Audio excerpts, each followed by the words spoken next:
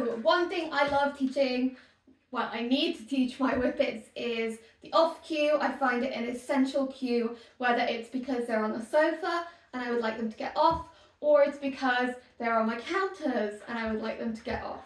My dogs know that the word off means get your feet off, and they will get a nice tasty treat. They don't know this because I get shouting at them off and getting really cross with them. They know it pays off because I've taught it previously using the sofa. Teaching off can help reduce conflict in lots of ways. It's a great way to make sure that if your dog is a bit sensitive about leaving furniture, we've got a way we can get them off the furniture. So, the first thing you'll need to do is get your dog on some furniture. We've achieved that. I could always use a treat to lure him on, but when they're on, it's really simple. You're going to say a word such as off that you don't use for anything else. So I'm not using down because down means lay down to my dog. So instead, I'm going to say off, I'm going to throw a treat, he's going to get the treat. Easy. I'm going to say, Uncle, on. On is his cue for getting 4 feet on something. And then I'm going to say off, throw the treat off, he gets the treat off. We're going to do this loads and loads. On, good boy. He doesn't always need a treat for getting on. Off, throw the treat off. We're just conditioning that the word off means you get your treats on the ground by getting your feet off something. Off, treat on the ground. We do this tons and tons of times. Off. Where we might just do a whole session on that. When we feel we're starting to get the hang of it, all we want to start to do is see if we can start to say off. Yes. Pretend to throw that treat, and then when they get off following the imaginary one, mark and reward them. So I'm using yes, which tells Arkle he has been good in that moment and he will be getting paid. You could use good boy, a clicker, whatever you enjoy. We're getting them on, good boy, making that motion like we're going to throw it off.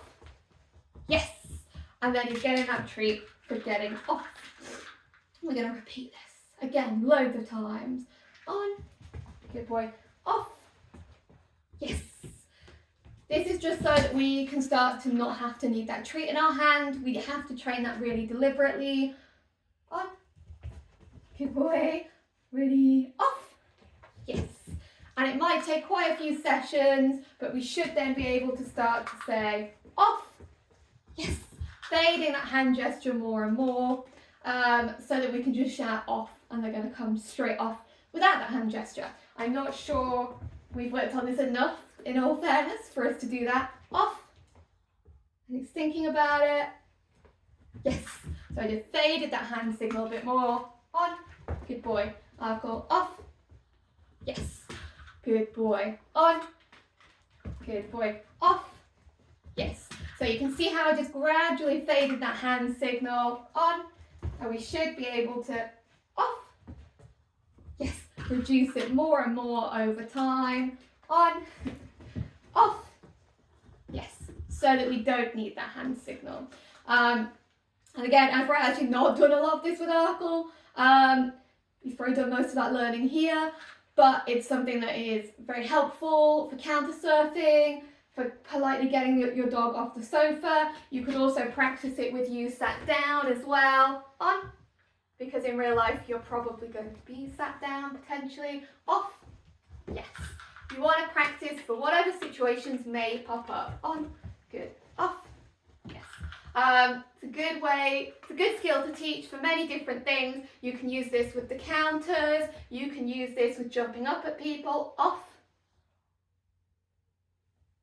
And if in doubt, yes, introduce that hand signal again. It's just because the context has changed from me standing up to sitting down. But yeah, we can use this in lots of situations. On Arkle's definitely used to training, he's used to learning things. I would probably split those skills into a few different sessions and practice it with different chairs or furnitures or counters, whatever you need to do. And then when they're getting better, fade that treat in your hand, fade that hand signal and get it onto that verbal cue.